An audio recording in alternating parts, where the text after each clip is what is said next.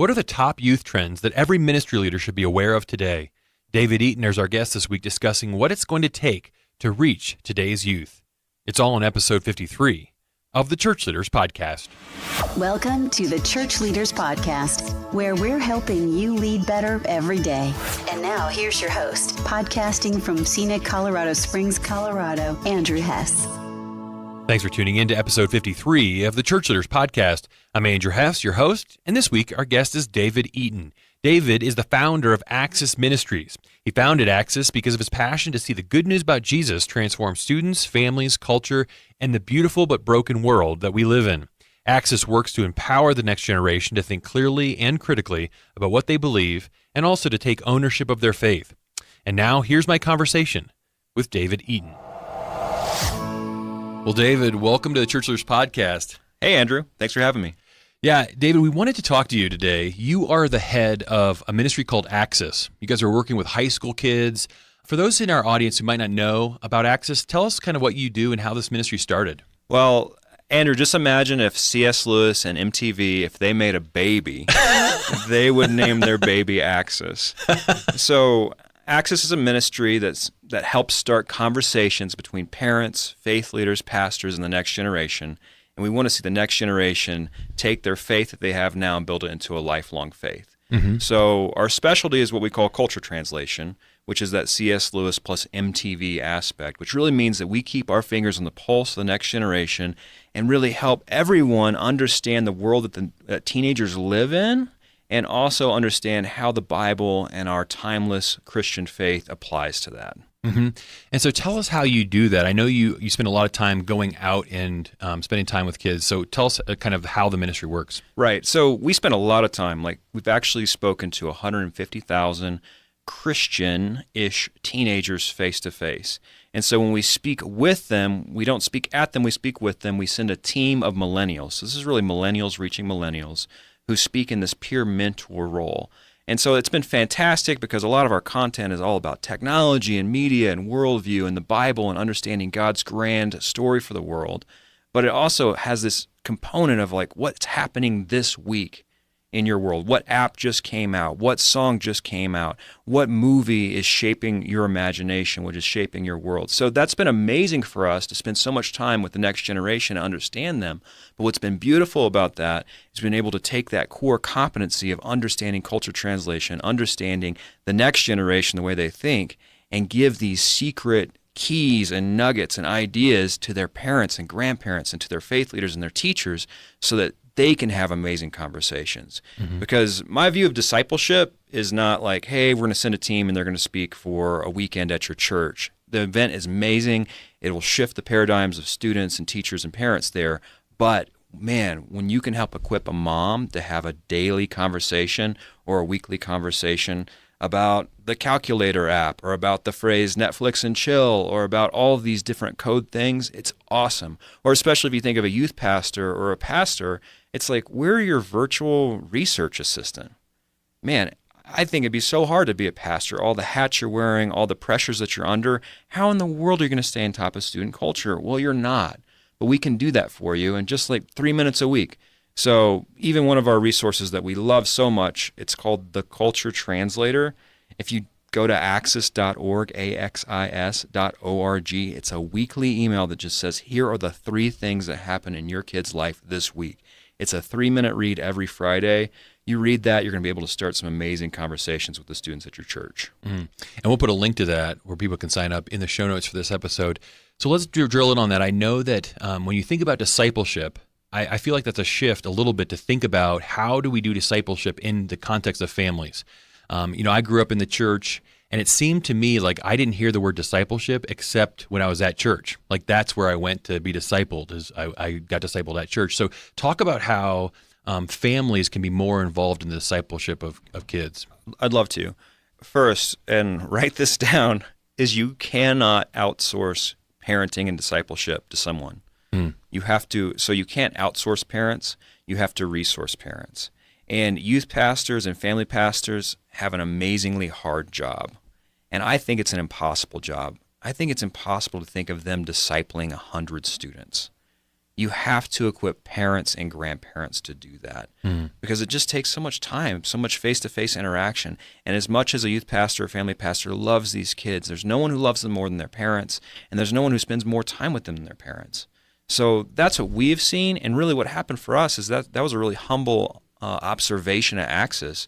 We did about, a ton of events to around 40,000 people, and then I had a kid, and my daughter Shiloh, my wife and I, she's a lovely little girl, and I just realized, wow, like no one is going to be able to disciple her like her mother and I.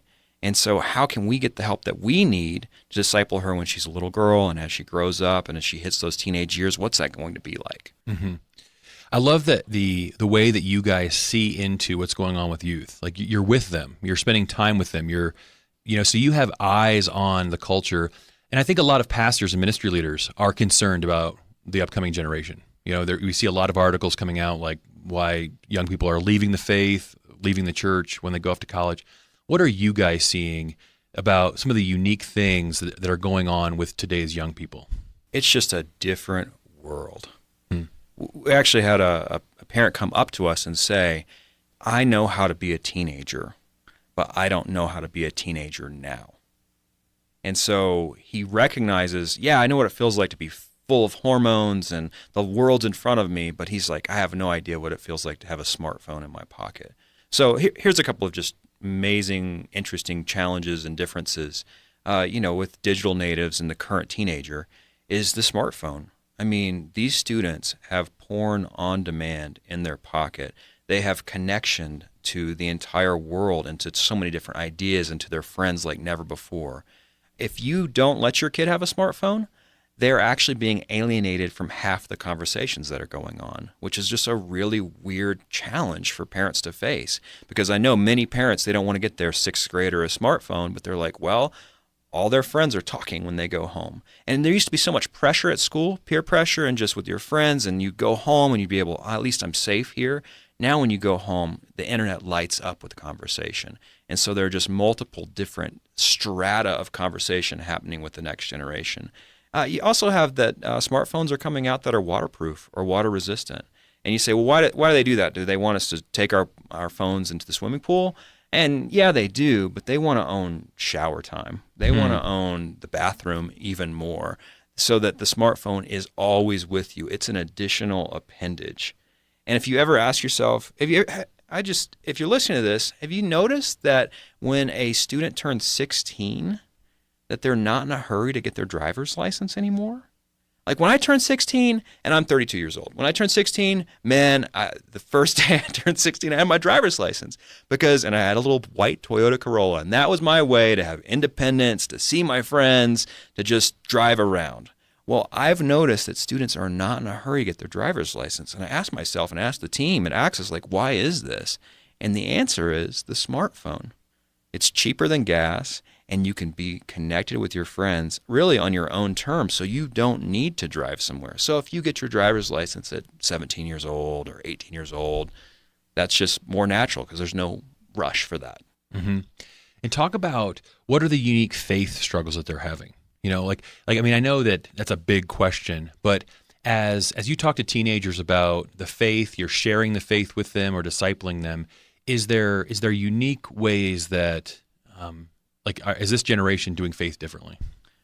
The answer to that question from our perspective, wow, what is it? Well, I think we are always trying to invite them into a bigger world, deeper into life.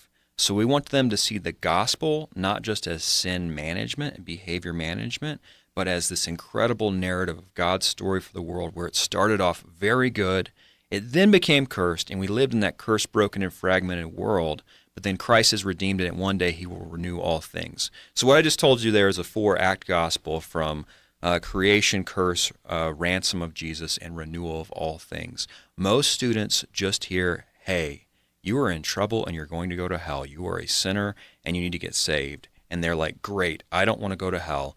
And they get saved when they're 6 or 7 or 8 years old, and they say, is there anything else for me?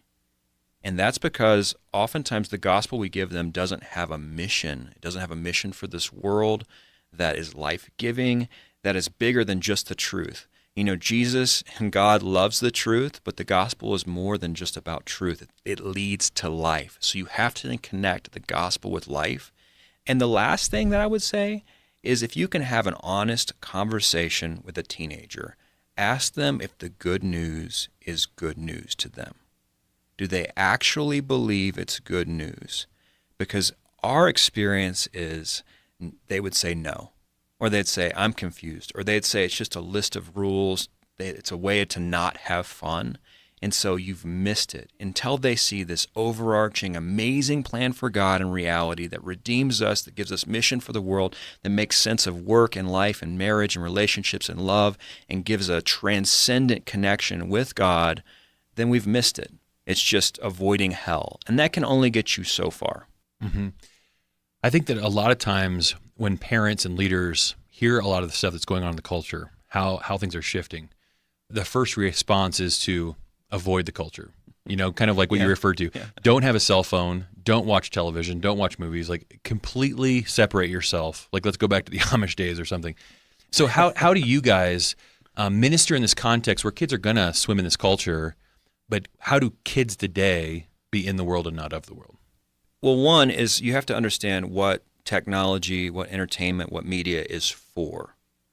And you have to see it in that context because there are limitations. Because oftentimes it's just like, hey, it's Batman versus Superman. Let's watch it. It's going to be fun. People are going to punch each other in the face back and forth until someone gives up.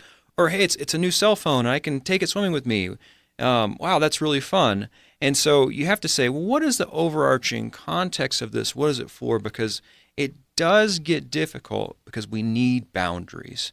Now, what are the boundaries for? The boundaries are for a depth of relationship. So, for example, cell phones, amazing, incredible tool. Wow, how can you live without one, it seems like now? Well, at some point you do need to live without one, like at dinner time when it's valuable to make eye contact with people.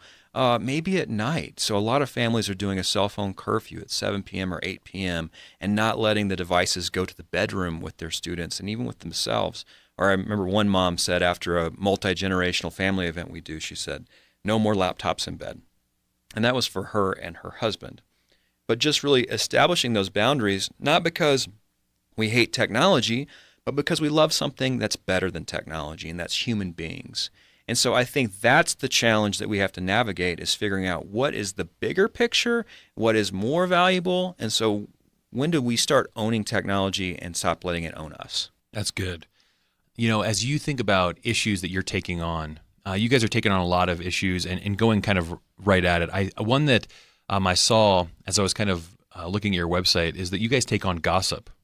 And I love the way that you kind of go after this, because I remember being in youth group and I remember talks like, we should stop gossiping. And I know that, and I know today it's like gossip is a completely different problem. So just walk us through kind of how your team would minister to the kids of today on an issue like gossip. Well, with gossip, you have to define your terms. What is it? What is it not? And I think there's a really fascinating quote by Peter Thiel. He's the founder of PayPal. And he said, the future promised us flying cars, and instead we got 140 characters. So here he's alluding to Twitter, and it's just, we live in a world of mouth. It's not just word of mouth anymore, it's a world of mouth. And so there's amazing conversations that are happening, but a lot of those conversations are not happening where you're sitting across from somebody, making eye contact with them, noticing their facial expressions. So we have this massive lack of empathy. And that is a huge issue. And actually, so narcissism is actually on the rise, where we love ourselves more, and empathy is on the decline. And so when gossip enters into that picture, especially with your students, especially with these cell phones, smartphones that are in their pockets, the relationships they have. Another thing is just to be all over the place here, is you don't just have a geographical self anymore. It's not just you, Andrew, sitting across the table from me. There's actually this technological self. There is this digital self that you get to curate, that you get to aggregate different things. And so there's so many girls who will never post a picture to Instagram without editing it first, like without photoshopping it first. Of course, they don't use Photoshop. I mean, sometimes they do, but they use these other apps just to, let's just raise our cheekbones a little bit. Let's get rid of that pimple right there. Let's get rid of that and let's be a little bit thinner, a little bit trimmer. So all of a sudden you have these bifurcated human beings, this dichotomy of life that we live in where your geographical self is uncurated and then your digital self is curated, and hence you don't want to buy or you don't want to get a driver's license immediately because you like your digital self better than your geographical self. So when it comes to gossip, we're able to work through some of those questions with students and, ask incredible questions. I think that's a huge takeaway. If you can think of, there's so much pressure just to provide them with answers. Man, if you can ask a lingering question and just let it hang and let them work through it over a week or a couple of weeks or over a year as you have these multiple questions going on, that is huge. Trusting them and encouraging them to tie into their reason and to their observation of the world to come up with a conclusion from that, and you're just the guide that does that. Oh, that is so incredibly powerful. You see, and here's a great statement. This was actually our thesis statement from back in the day. The issue is not unanswered questions. So we will always have unanswered questions. The smarter you get, the more unanswered questions you have. Rather, the issue is unquestioned answers. What are the answers that you've just assumed to be true, but you haven't questioned, that you haven't examined, that you haven't owned for yourself? Because when I started Axis, one of the things that drove me to start it is I wanted to see students stop renting their faith from their parents, and I wanted to see them make a down payment. If you think of like in India, right, there's arranged marriages. And so if you talk to someone who's from India, they'll say, is this a marriage that was arranged or a marriage of love? I think oftentimes our faith are arranged faiths. We've been given it to us from our parents and just said, this is who you're going to be. But then is this really a faith that's been tested, that's been owned? Is it a faith that is a faith of love between you and God? Is it something that you've taken on for yourself? And that's what we're passionate about. We want to equip parents and grandparents and pastors to be able to do that, whether it's about like the topic you said of gossip, Andrew. Mm-hmm. That's really good. Another thing that I love, and I want you to talk more about, you mentioned it earlier, but it are some of the newsletters that you send out that kind of equip parents, youth pastors, anybody who's working with youth in some of these new things that are coming along in culture. So tell us a little bit about that newsletter and then some of the things that your team has kind of been preparing, parents for, like technologies that are coming. Great. So I have a team that's over 20 people. And this is what we do all day, every day. We just spend time with students. We think about the world. We examine it, and we kind of put it through the Christian worldview filter.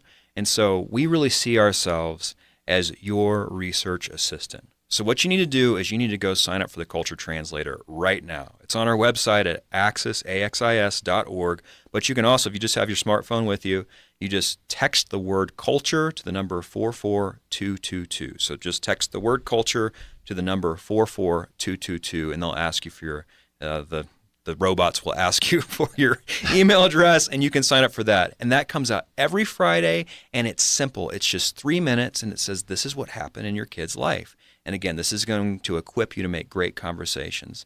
Another thing that we have are our virtual trainings, as Andrew mentioned earlier. This is a subscription for churches, for Christian schools, and for parents. You can see it on our website.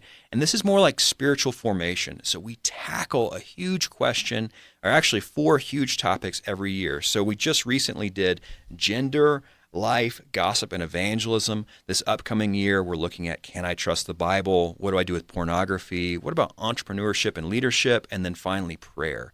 And there's going to be a resource that drops every single month that will help you take your students deeper into life. And you kind of you play the video, and then it facilitates amazing conversations and questions for you and your students. And then, of course, we do live events. And so you're thinking, you're at a church, and you want to help equip parents and grandparents to own the discipleship of the students at your church. And there's so many churches who are starting to think this way. Axis can come in and have an incredible weekend where we talk about social media and we talk about, man, the Bible's boring, and how do we understand that? Why do we think it's boring? Why is it not boring? We also look at media and entertainment. So all these hot topic issues to convert families to a larger gospel. And so families will walk away feeling closer than ever, but also equipped to have those weekly conversations, those daily conversations. Because our goal this year is to start 250,000 conversations every single week. And we can't do that without working alongside parents, pastors, and grandparents. Mm-hmm. Talk about some of those things that you see coming in the culture. I know that there's things I hear about like virtual reality and the ways that social media are changing and different things. What are some of those things that you guys see that are coming? I mean, you even mentioned the waterproof cell phones and how a lot of times parents hear about this stuff and they don't know it's a problem until their kid already has one or, are already using it. And so how do parents stay ahead far enough to be able to determine how can I lead my kids well? Well, you can't. You just can't. And I don't want that to be depressing to you, but that's why Access exists, is we want to help you because you're busy. You're tired as a parent. You've got a million things going on. You're being a taxi driver for your kid who won't get their driver's license yet and taking them all over the world. So how do you stay on top of that? Well, we can help you with that. But I love this. This is a quote from my mother-in-law, my wonderful, blessed, beautiful mother-in-law. And it's pretty much this idea that you used to be able to police everything that your kids did, but now you can't because it's coming to them from every angle, whether it's their pocket or their peers in school. And so instead of preparing the path for your child, you have to prepare your child for the path. And so, for example, it used to be like when I answered the phone, I would say, "Hello, this is the Eaton residence. May I ask who's speaking?" And the reason I said that, Andrew, is because my parents said that's how you answer the phone. And the phone was corded, it was plugged into the wall, and that's just reality. Well, guess what? Now, instead of getting wisdom from parents to the next generation is teaching their parents, "No, Dad, this is how you do Instagram. You do not heart your own photo. How dare you, Father, do that?" Or, "Mom, this is how you text. This is how an emoji works." So there's been this flip of understanding and wisdom that's being transferred, and that's kind of scary because it goes to your student first. So, for example, let's just do an overview of social media. Social media 1.0 is Facebook. It comes out, it's text-based, it's article-based. Sometimes you put some pictures up there, and it's based off of the laptop. Then you move to social media 2.0, and these are things that go to mobile first before they go to the laptop. So it's designed for your pocket. So you think of Snapchat or you think of Instagram. And so that's what that's designed for. And guess what? It's image-based now. So it's for a post-literate audience. And then the third one is Meerkat. Social media 3.0 is like Meerkat and Periscope. These are live video broadcasting. And so you're watching people sleep, or you're watching someone open up a jar of cookies or something like that. You're just kind of spying on their life and they're broadcasting it. And then finally, social media 4.0, sorry for dragging you through this, is virtual reality.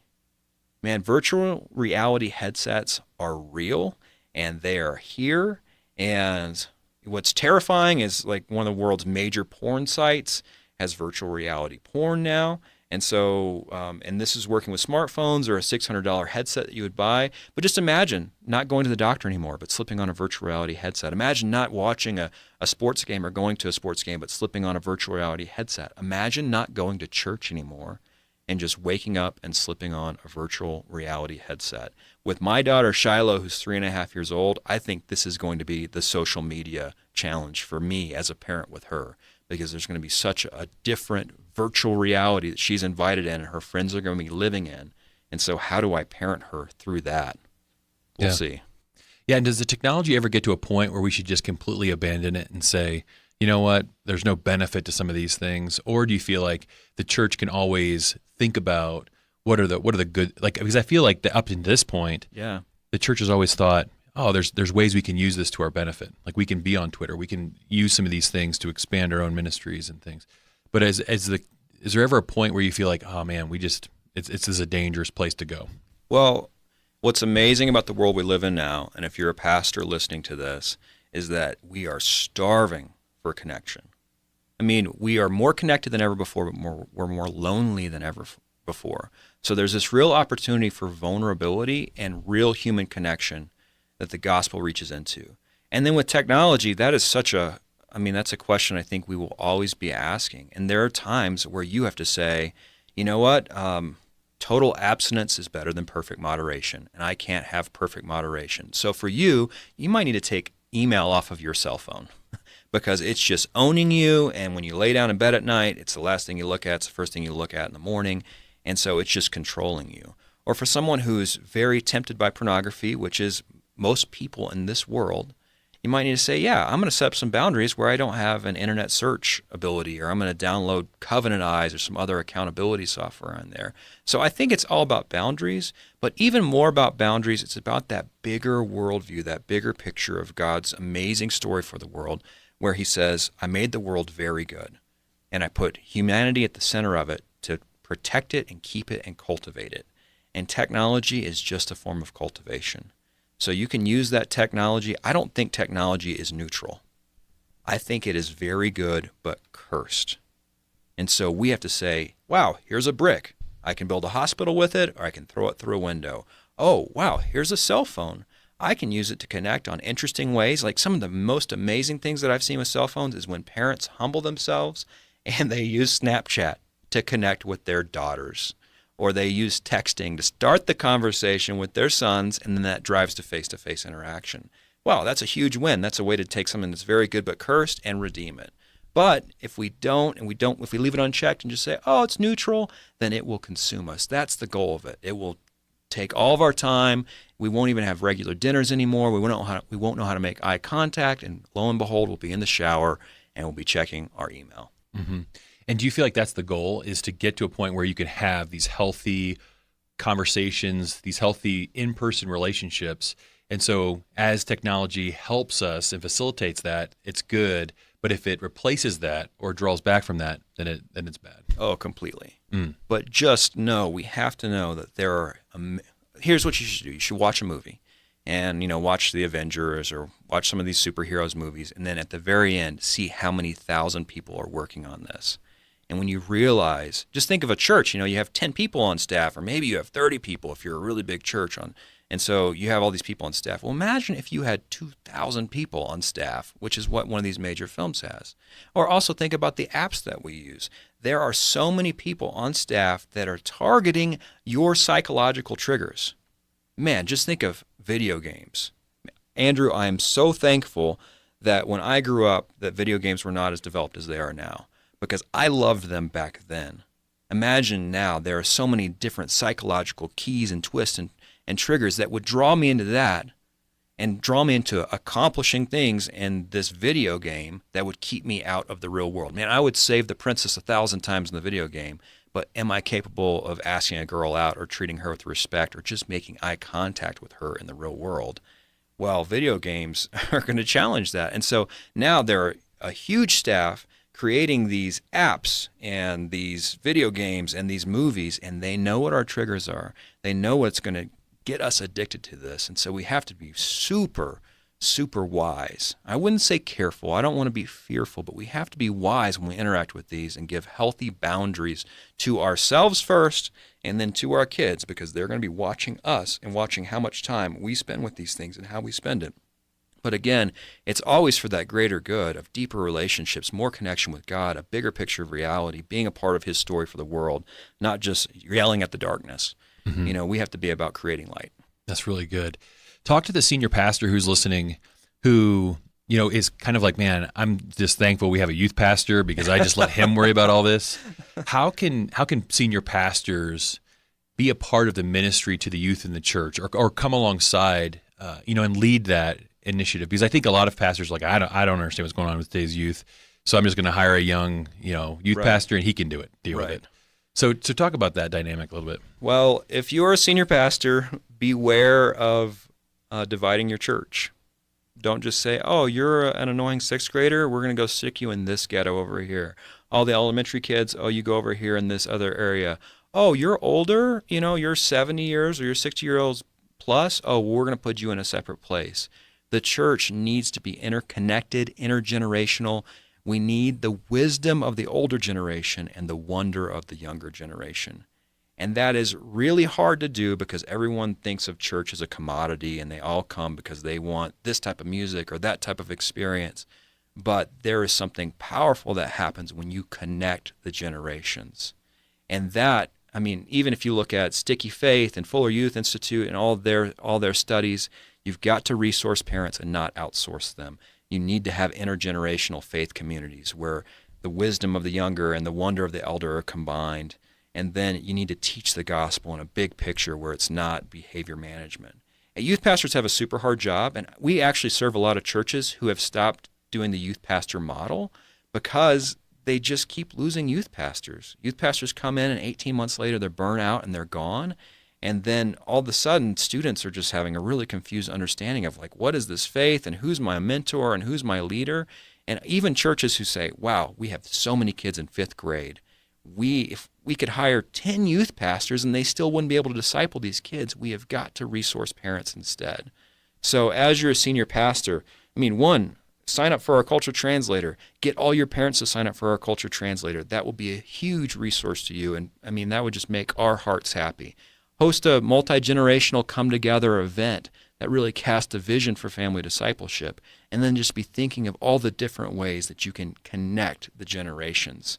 And really that helps support the youth pastors. So when you have a youth pastor, they can start thinking about being more thinking in the lines of, oh, I'm a youth pastor, but I'm a family pastor. I'm equipping parents to disciple their kids. That's the paradigm shift we have got to see in the church. That's great. And I remember when I read Sticky Faith, like that one of the things was kids having an adult in their lives who had a strong faith was a high predictor of them themselves holding onto their own faith. And I always thought that was fascinating. And I think that it speaks to what you're saying, is that we need to not just be grandma who, gives gifts on Christmas and Easter or whatever, but somebody who's like, no, I'm actively discipling my grandchildren. Same with parents. And I think that's a powerful paradigm shift that a lot of families need to make, is that no, discipleship isn't something that you do at youth group or at Sunday school, but it's something that you get every day as a part of what's happening in our home. Yeah, the church equips discipleship to happen in the home. And please don't forget about grandparents. They are an amazing, amazing resource. They're in one of the final few chapters of their life. They're starting to think about legacy in a brand new way. They're starting to see the world for what it really is. They may not be as busy and overwhelmed as a parent is, and they are ready to leverage their influence. And man, I will tell you, we were up in Canada. We actually serve a lot of folks in Canada, and we love Canada. And there was this girl, and she was at a Christian school, and she was an atheist, and she wouldn't talk to her mom and her dad because, you know what? She had really hurt her parents' feelings by choosing to be an atheist. And they were mad at each other, and they were always just kind of hostile because her parents were scared to death. Their daughter is going to hell at this point. And what is happening, and it's embarrassing to them, and they love her so much. And guess who slides into the game? It's Grandpa. Grandpa just kind of eases on in. He sees the big picture. He sees the long play. And you know what? That granddaughter of his, who's an atheist, loves her grandpa. And her grandpa loves her, and he tells her about God. He tells her about the world. He's compassionate and gracious. And his feelings are a little bit less hurt than the parents. And so because he has that position, that understanding, he is able to minister to her. He is able to invite her into the faith in a way that the parents aren't at this point in time. And that is awesome. I love seeing grandmas and grandpas. Some grandparents, all they do is buy iPads and just throw them at the kids and kind of walk away. But most grandparents just feel kind of shunned. They feel left out because they're in the traditional service with all the other people with gray hair, and yet they know that they have a passion for the next generation. They have a passion for their grandchildren, and they want to help. They want to be equipped for that, and they will do a lot. They will really lean into that and submit to a lot of challenges where they're having to translate through their culture into the younger culture just to reach those grandchildren. Well, David, it is such a pleasure to have you in the studio here. Your work with Access is something that I've appreciated since the early days, and it's just so fun to see all the new things that you guys are doing. So thanks for sharing with us, and I think that I hope that so many people that are listening to this are going to get connected with what you guys are doing and the resources that you're providing. I think it's just top of the line stuff. And so we'll put in the show notes links to how people can connect with you guys and sign up for newsletters and everything that you guys are doing. And so, but above all that, thank you so much for being with us today. Great. And let me say one more thing. I believe in the church. I believe in the pastors and the youth pastors who are listening to this. You have a hard job. The culture is throwing curveballs and knuckleballs left and right. If there's any way that we can come alongside your church and make your life a little bit easier, be your research assistant, lean in to the work that Access is doing. That's why we exist. And let's start 250,000 conversations every single week between parents and the next generation. And parents are the future. They are. We have to help resource them. We can't outsource them. We have to resource them to reach their children. So let's do this together. And again, thank you for all the hard work that you're doing. Big thanks to David Eaton for joining us this week as our special guest on the Church Leaders Podcast. If you enjoyed this episode, consider sending it to somebody that you know who might benefit from listening to it. Also, make sure to download the show notes for this episode at ChurchLeaders.com/podcast. The show notes always include resources mentioned in the show and links to some of our guest top content on ChurchLeaders.com.